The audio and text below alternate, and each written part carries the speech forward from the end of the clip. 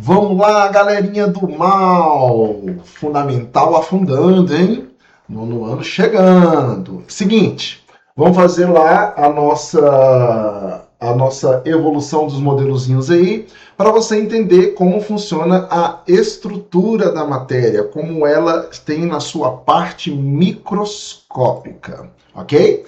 Então, nós vamos fazer uma evoluçãozinha dos modelos, como a gente interpreta e combina os átomos que vão, né, de Dalton a Rutherford por enquanto. Então, vamos lá. Primeiro modelinho que nós trabalhamos é a ideia original. Quando é que começou a brincadeira? A brincadeira começou nas antiguidades, lá em Demócrito e Leucipto. Já tinha-se a ideia antes de Demócrito e Leucipto sobre o átomo? Tinha. A natureza era composta anterior a essa data aí. Nós temos que a natureza, né? Que a gente explicava os fenômenos da natureza através de quem? Da terra, da água, do ar e do fogo. Então, a teoria aí dos 4 elementos constituintes da natureza. E aí tiveram os carinhas que pensaram, bem, como é que se é constituído? Se a gente pegar, né, tinha a ideia, né, tinha a ideia inicial ali de Platão, que a Terra poderia ser um formato de cubo, a água era um formato de um isocoedro, que seria um dado de 20 lados, o ar seria de 8 lados. Como é que é o dado de 8 lados? 8 lados é o... Ai, caramba. Dado de 8 lados... o fogo é o tetraedro, que seria um dado de 8 lados. E aqui o octaedro, que é o dado de 8 lados. Então, isso aqui já puxava para uma parte, né? Por uma parte que nós chamamos corpuscular. Tentar dar uma característica para a matéria. Por que a Terra é o cubo? Porque encaixa bem. Por que a água é isocoedro? Porque é redondinha, flui. Por que o ar é um octaedro? Porque encosta no céu e na terra, né? Nas duas extremidades. E por que o tetraedro? Porque todas as outras figuras podem ser formadas a partir de um tetraedro. Então o fogo tem a capacidade de construir e desconstruir tudo. Mas isso era ali na antiguidade. E aí chegam uns carinhas e falaram o seguinte: não, não, não. A gente pode pegar a matéria e ir dividindo ela até não poder mais. Então, eu pego um pedaço de madeira e quebro. O que eu vou ter? 2 pedaços de madeira. E eu posso pegar esse pedaço de madeira e dividir de novo. E fazer isso infinitas vezes até chegar numa parte que eu não consigo mais dividir. Por isso chamado de átomo. O que seria o A no latim? Não. E o tomo, divisível. Então, o primeiro conceito aí é lá na Antiguidade Clássica, de Demócrito e Leucipto, a parte que é não divisível da matéria. Bem, né? Por séculos, essa ideia do átomo ficou adormecida. Por quê? Por que essa ideia ficou adormecida? Porque Aristóteles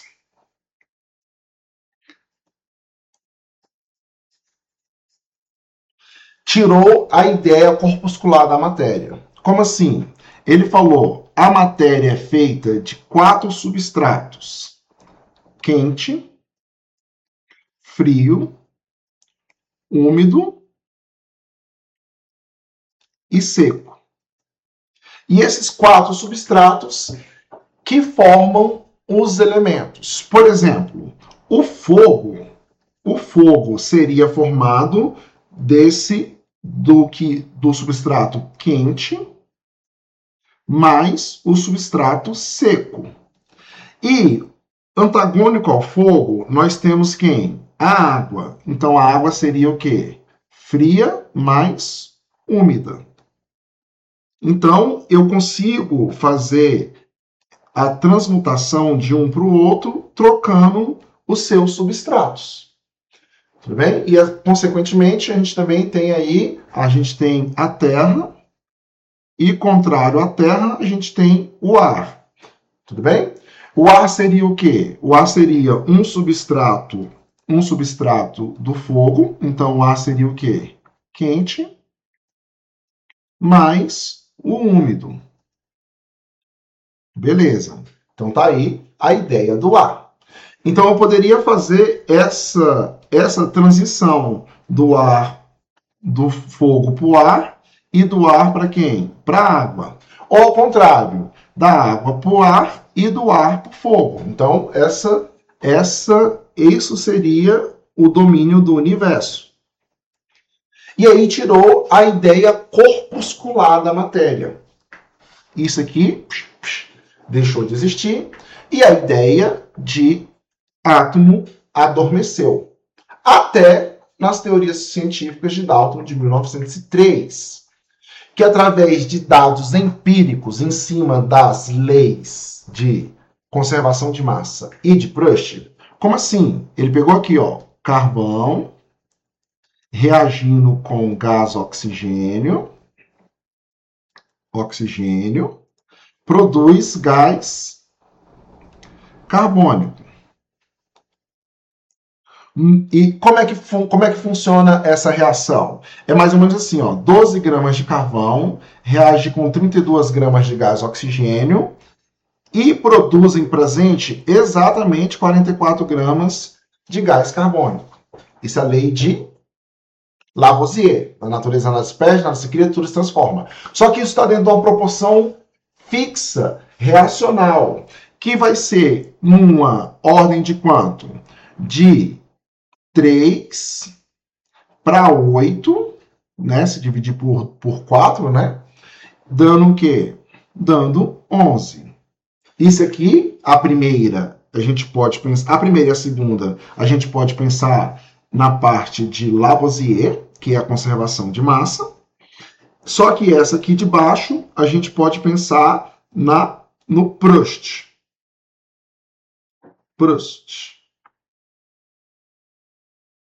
Que é a lei de proporção mínima, que são as leis ponderais. Aí o que acontece? Dalton fez. Rapaz, aí tem coisa. E foi testando com outros, e chegou que o carvão tem sempre um múltiplo de 3, independente da reação que está acontecendo. Então ele passou o seguinte, então eu posso dizer que o carvão pode ser representado por uma coisa que é indivisível, que seria o átomo de carvão, o átomo de oxigênio, e a junção do átomo de carvão com o átomo de oxigênio forma o gás carbônico. Então ele já começou a ter a ideia de substâncias simples e compostas aí. Tudo bem?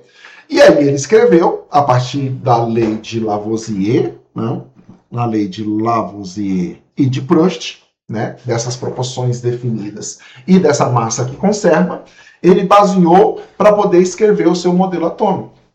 Então ele falou, então já que as substâncias simples são representadas pelos seus átomos, e esses átomos têm uma proporção de massa fixa, então essas esferas vão ser, como bolinhas de bilhar, elas vão ser maciças e indestrutíveis. Então é uma partícula que é maciça, ou seja, é uma partícula que não tem a massa bem compacta e é indestrutível. Por que indestrutível? Porque na natureza nada se perde, nada se cria, tudo se transforma. Essa partícula, né, essa entidade de átomo, são todos idênticos quando se trata de um mesmo elemento químico.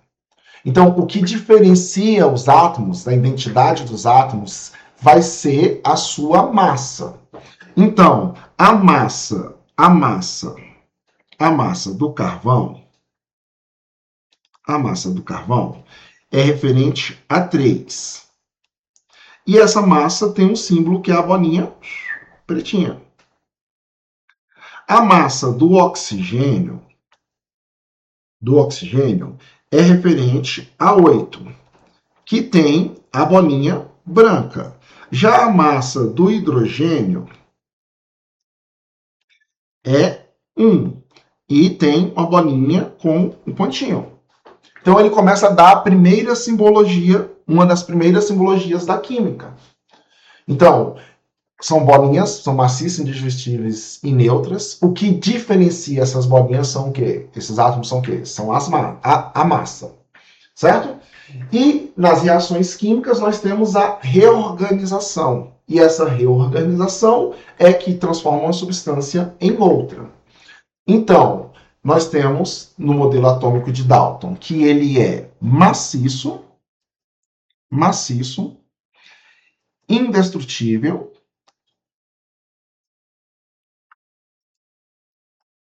indivisível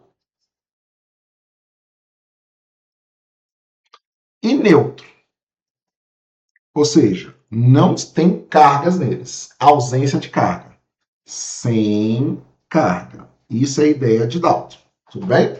Então tá aí o modelo que ele provou em cima da lei das leis de conservação em massa e das leis de Proust. Tranquilo? Então, guarda o primeiro modelozinho. Ele serve para explicar as reações químicas, as proporções de massa, a reorganização das substâncias. E todos,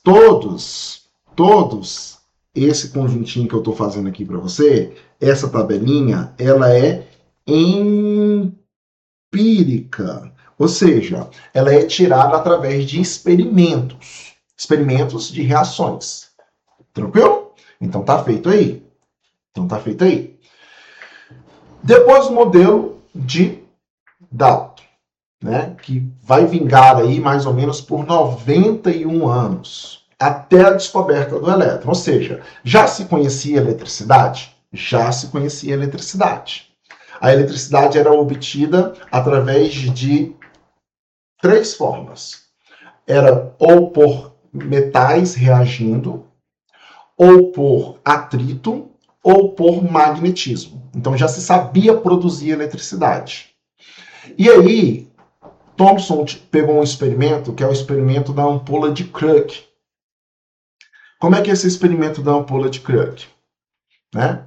A ampola de Crooke é um experimento que faz assim, ó.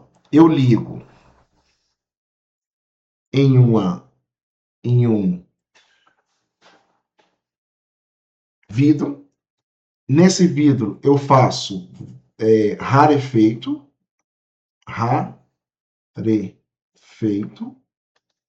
né? O que é rarefeito? Pouco gás. E coloco ele numa fonte, onde eu tenho o polo negativo e o polo positivo, um gerador.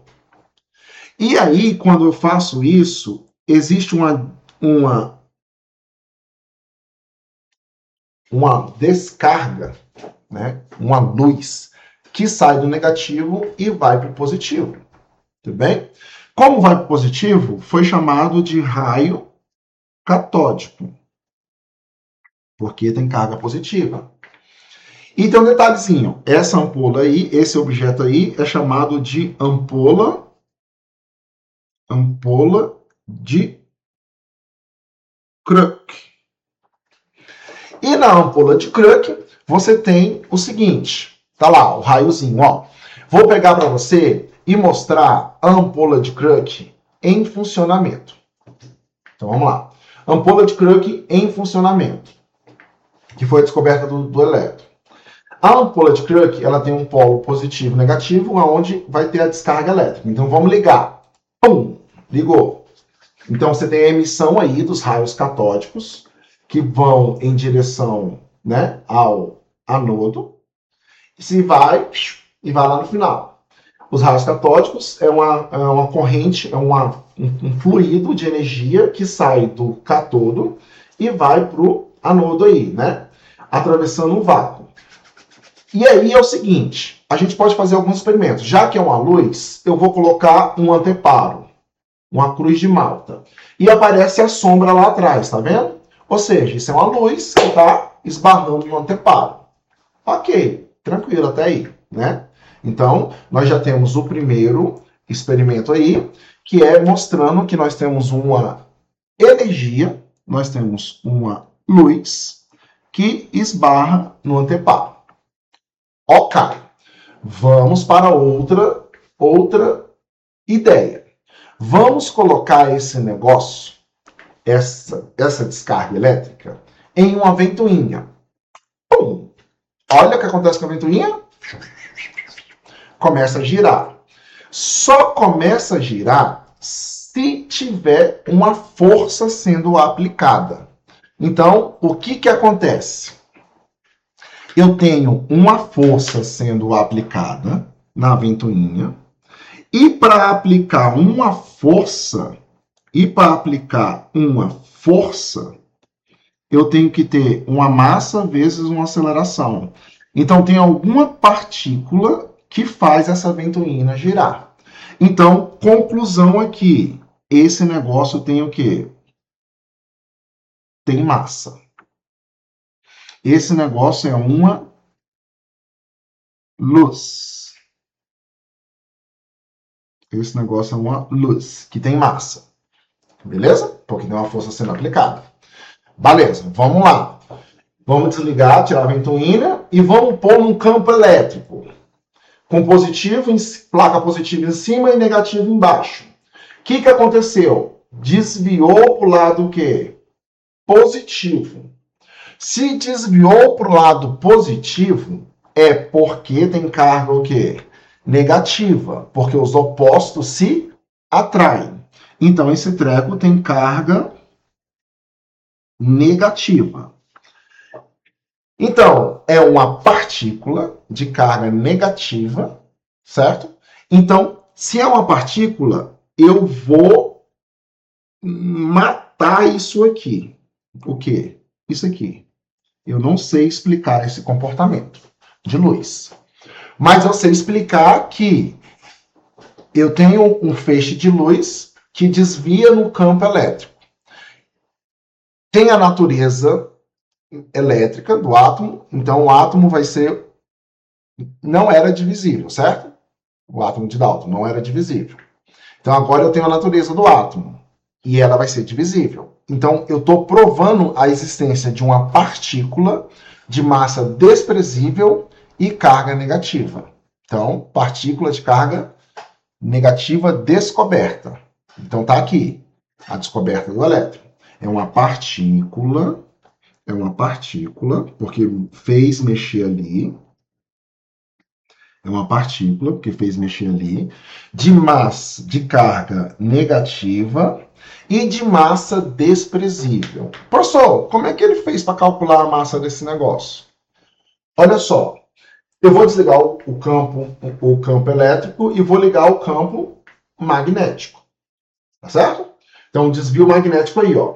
No campo magnético, a curva do feixe da partícula, assim como ocorre nos motores elétricos, a carga elétrica se movimenta com a força lateral, ou seja, se tem uma carga, a força eletromagnética consegue empurrar. E aí, se eu ligar os dois, tcharam, então, a carga puxa para cima e o campo magnético empurra para onde? Para baixo. Então eu sei a força que o campo magnético está sendo aplicada. Então o Thomson ligou esse campo elétrico e o magnético ao mesmo tempo, até que se anulasse o feixe. E aí, por meios matemáticos, o equilíbrio dessas forças calculou que essa partícula, o elétron, é 1.800 vezes mais leve que um átomo de hidrogênio. Tudo bem? Cara, então se o átomo de hidrogênio tinha massa 1, esse cara tem uma massa 1.800 vezes o quê? Menor. Ou seja, a massa desse cara é uma massa desprezível. Então, o que é o elétron? O elétron é uma partícula. O elétron é uma partícula. O elétron é uma partícula. É uma partícula de massa desprezível e carga negativa. Beleza? Então, provou a existência do elétron. E o átomo passa a ser eletricamente neutro, porque vai ter cargas positivas e negativas. E aí veio a ideia do pudim de passas. Se eu tenho carga positiva e negativa, eu vou ter que, nessa estrutura, eu tenho uma esfera positiva, que vai estar com a carga aqui de quanto? Vai estar com a carga de 2 mais ou mais 2. Por que isso, professor? Porque eu tenho 2 elétrons incrustados. O átomo tem que ser eletricamente neutro. Então, a quantidade de positivos tem que ser igual à quantidade de negativo, porque o átomo é eletricamente neutro. Então, tá aí, pudim de passas. Os elétrons incrustados nessa estrutura. E a neutralidade, né? Então, as cargas positivas têm que neutralizar as cargas negativas. Então, se eu expressar um cara com a carga, com o átomo, com a carga mais 4, eu vou precisar de 4 elétrons incrustados nele. Então tá aí. Esse é o modelo de Thomson, provando a existência de quem? Do elétron. Então, o elétron eu sei quem é. E a massa positiva? Então, isso aqui é um postulado. Um postulado. Sobre a massa positiva, eu vou escrever um postulado. Ela tem a carga equivalente à quantidade de elétrons que está incrustada nela, e ela, no entanto, ainda é uma massa, uma bola esférica, só que agora divisível em 2 partes, nos elétrons e nessa parte que tem a carga positiva e a massa considerável. Beleza? Então tá aí. Esse é o pudim, esse é o modelo de Thomson. Já no modelo de 1911, o modelo de Rutherford, ele tinha radioatividade, certo? Que é a emissão de partículas alfas, ou seja, núcleos positivos, partículas positivas, ou seja, eu consigo arrancar os elétrons daqui, e ficar com essa partícula o quê? Eu arranco os elétrons,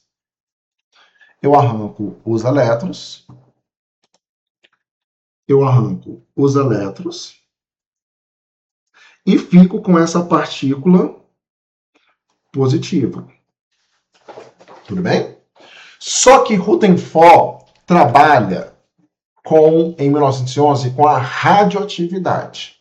E o que a gente sabe sobre a radioatividade? Que elementos sofrem desintegração. Átomos que se quebram em átomos menores. E esses átomos menores e essas partículas menores foram estudadas por Rutherford. Então aqui está mostrando um esboço do que seria o equipamento que o Rutherford utilizou. E aí, como é que funciona esse esboço?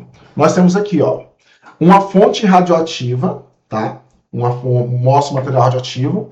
Aqui dentro desse material aqui, ó, tem urânio. O urânio desintegra. Ele emite radiação alfa, que é uma partícula de carga positiva. Essa radiação vai viajar, aqui no completado tubo, tá? Mas ela vai viajar e colidir contra uma lâmina de quê? De ouro. Então aqui dentro eu tenho uma lâmina de ouro, tá? Uma folha de ouro. Que tecnicamente teria que ser, né, impermeável, não poderia passar. Porém, num detector de uma tela fluorescente atrás, né, sulfeto de zinco, quando a radiação bate, ela brilha. E no que essa radiação brilha, eu consigo mapear aonde estão.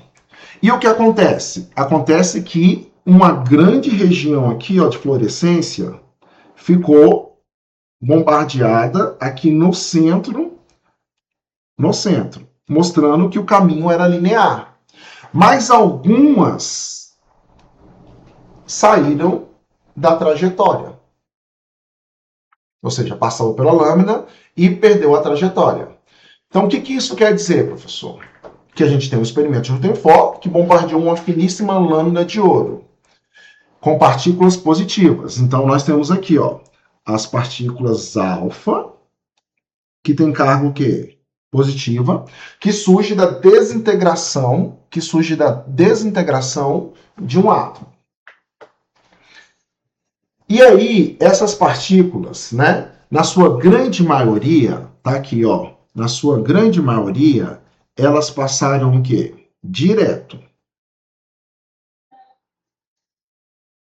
Na sua grande maioria, elas passaram direto. Mas algumas sofreram um desvio e outras foram refletidas. Então, caminho direto, direto, desvio e refletida. E refletida. Então, o que é a ideia, né? Então, se algumas sofrem desvio, é porque ela não conseguiu passar por uma parte muito pequena. Tudo bem? Uma pequena fração, aproximadamente de 1 para cada 2.000, são rebatidas, voltando para a posição original. Ou seja, para cada 2.000 que passaram direta, uma sofreu reflexão. Então, eu tenho uma região aí que é 2.000 vezes maior. Então, o que ele pensou? Ele pensou que eu vou ter uma região positiva, assim como no modelo de quê? De Thomson, e uma região extremamente vazia, tá? E essa região extremamente vazia, eu vou determinar ela como sendo o quê? Eletrosfera. E essa região densa e positiva, eu vou chamar de núcleo. Ah, o que é esse pretinho aí, professor? Esse pretinho aí são as partículas alfas. As que passam direto, elas passam pela eletrosfera. FUP. As que não passam direto, elas ou passam muito próxima, elas sofrem desvios. E as que vão na cara dela sofrem uma reflexão, porque positivo com positivo sofrem repulsão. Então tá aí um modelozinho de Rutherford, que é o modelo planetário. O núcleo e o vazio. Rutherford concluiu que o átomo tem um grande espaço vazio, uma região central densa e positiva, e uma região da eletrosfera vasta, né? Vasta aí, onde os elétrons ficariam orbitando. Tudo bem? Posteriormente, nós determinamos que o núcleo é onde tem as cargas positivas e os nêutrons, ou seja, tem os prótons, que é o Z, mais os nêutrons, que é o N, certo? E na eletrosfera, nós temos quem? Os elétrons, né? Os elétrons. O Zezinho aqui, ó. Ezinho. Os elétrons. Beleza? E que o átomo é eletricamente neutro. Então, quantos positivos esse diabinho tem aí, ó? 1, 2, 3, 4, 5. Quantos elétrons esse diabinho tem que ter? 5. Então vamos pôr. 1, 2, 3, 4. Faltou um aqui, né? Vamos escrever ele aqui, ó. 5. Por quê? Porque é eletricamente o quê? Neutro. Tudo bem? O núcleo vai ser responsável pela massa e a eletrosfera vai ser responsável pelo volume da matéria. Beleza? Então, o núcleo tem os prótons mais os nêutrons e a eletrosfera é o volume. Lembrando que a eletrosfera é 20.000 vezes maior que o quê? Que o núcleo. Pelaquela proporçãozinha lá que Rutherford conseguiu mostrar. Beleza? Então, nós temos aí a evolução de 3 modelinhos. Dalton, maciço, indivisível, indestrutível e neutro, trabalha com o quê? Com massa. Certo? Thomson, nós temos o positivo e o negativo incrustado. Então, ele justifica para a gente quem? A carga. E temos o Rutherford, que tem o núcleo e a eletrosfera. Certo? Aqui ele vai justificar o volume da galera. Aqui trabalha com reação química, as leis ponderais. Aqui trabalha com a eletricidade, prova a existência do elétron. E aqui trabalha com radioatividade. Mostra que esse núcleo pode ser o quê? Que esse núcleo pode ser quebrado em núcleos menores. Tudo bem? Então tá aí os 3 modelinhos da gente. Beleza? Vamos fazer algumas questõezinhas para a gente finalizar? Então, vamos lá. Sobre o modelo atômico de Dalton e Thomson, identifique as alternativas como verdadeiras ou falsas, jogando V para verdadeira e F para falsa. Então vamos lá. Vou fazer de vermelhinho. Segundo a teoria atômica de Dalton, uma reação química pode ser realizada pela formação de novos átomos. Errado, não é isso? Por quê? Porque para Dalton, todos os átomos têm a mesma massa. Átomos não podem transformar-se em novos átomos. Tudo bem? Na reação química, você tem a formação de novas substâncias. No modelo atômico de Thomson, apresenta partículas de carga elétricas positivas imersas em uma massa de carga negativa. Errado. É ao contrário, não é isso? É as negativas imersas na positiva. No modelo atômico de Dalton, foi considerado insuficiente para explicar adequadamente a natureza elétrica da matéria. Verdadeiro. Professor, era para ser FV. Então, tá bom. Então, falso, verdadeiro. E Thomson concluiu, com base em experimentos, a existência de partículas com carga negativa na estrutura do átomo. Beleza. Com base em experimentos, partículas negativas. Quem são essas partículas negativas? Os elétrons. Certo? Na estrutura do átomo, chamado de elétrons. Verdadeiro. Tranquilo? Vamos mais uma? O modelo de Rutherford. Assinale a opção correta. Então vamos dizer quais são corretas aí. Rutherford acredita que os prótons giravam em torno do núcleo em órbitas fixas. Errado. Lembra? Núcleo. E quem gira é o quê? Quem gira são os elétrons. O modelo de Rutherford propôs que o átomo possuía um núcleo denso com carga positiva, onde se concentrava a parte da sua massa. Certo? O modelo de Rutherford, os elétrons estão distribuídos uniformemente no núcleo, que flutuam em um espaço vazio. Então, no modelo de Rutherford, os elétrons estão distribuídos uniformemente no núcleo, que flutua em um espaço vazio. Estranho, né? Que flutua em um espaço vazio, distribuídos uniformemente? Não, estão girando, certo? Então, não é uniformemente. Eu posso estar de forma diferente. A que mais se aproxima aí é a segunda alternativa. Tudo bem? Certo? Então, ele não está flutuando, ele está girando na órbita vazia. Tranquilo? Então, fechou aí para gente os modelozinhos de Rutherford, Thomson e Dalton. Lembrando que são a base para a gente conhecer as próximas coisas da química.